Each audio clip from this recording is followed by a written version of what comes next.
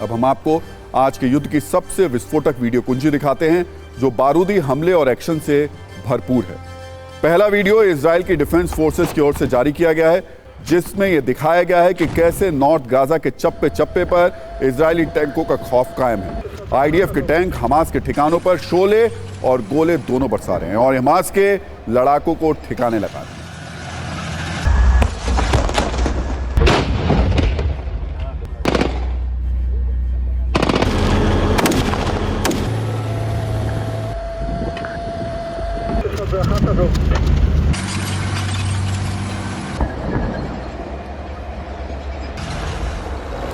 तो इजराइल के वीडियो का जवाब हमास ने भी दिया है और वो भी वीडियो से ही दिया है और वो भी जवाबी हमले में इजराइल पर बारूदी बारिश कर रहा है। गाजा में इजराइल के लिए अगर कोई सबसे बड़ा सिरदर्द है तो वो है हमास की सुरंगें और इन्हीं सुरंगों में छिपकर बैठे हमास के लड़ाके इजराइल के टैंक और बुलडोजर को नेस्ता नाबूद कर रहे हैं।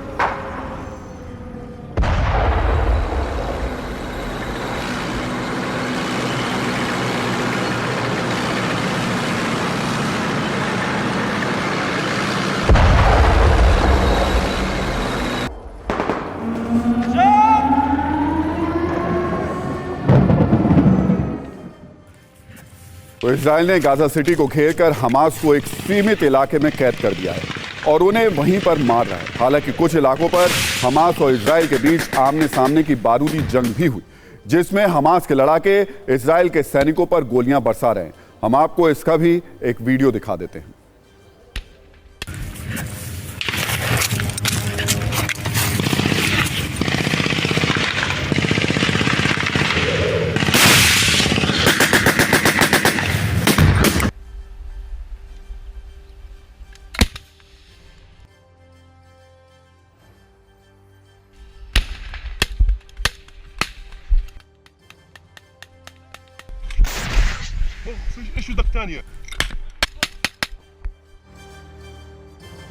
तो इजराइल ने गाजा को दो हिस्सों में तो बांट दिया, लेकिन अब वो क्या करने वाला है? इजराइल का अगले 24 घंटे का प्लान क्या है?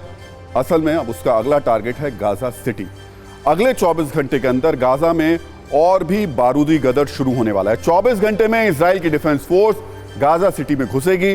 गाजा सिटी नॉर्थ गाजा का एक बहुत अहम हिस्सा है। ये वो गाजा सिटी है जहां हमास को बहुत ताकतवर माना जाता है। बड़ी संख्या में यहां हमास लड़ाकों के पास गोला बारूद और हथियार मौजूद है।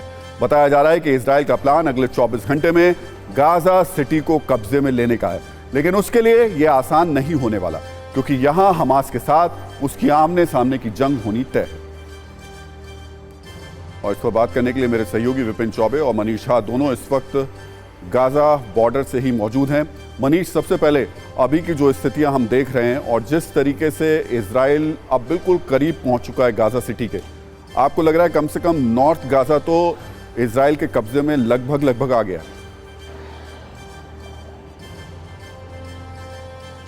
देखिए राहुल जी, नॉर्थ गाजा में खास करके गाजा सिटी की जो लड़ाई है वो अगले 24 घंटे 48 घंटे में बेहद ही भयंकर साबित हो सकती है, क्योंकि जो थोड़ी देर पहले आईडीएफ के टॉप लेवल के अधिकारी से मेरी बात हो रही थी तो उन्होंने भी यही बात कही कि हमने चारों तरफ से घेर रखा है, गाजा सिटी के अंदर हमें घुसना है, अल शिफा हॉस्पिटल हमारा टारगेट है।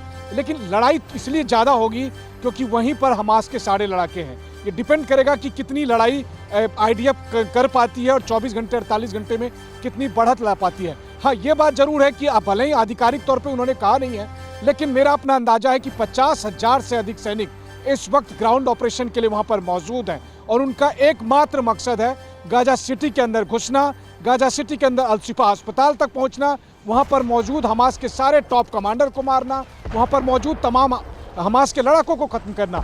लेकिन क्या ये इतना आसान होगा? ये 24-48 घंटे में देखने को मिलेगा।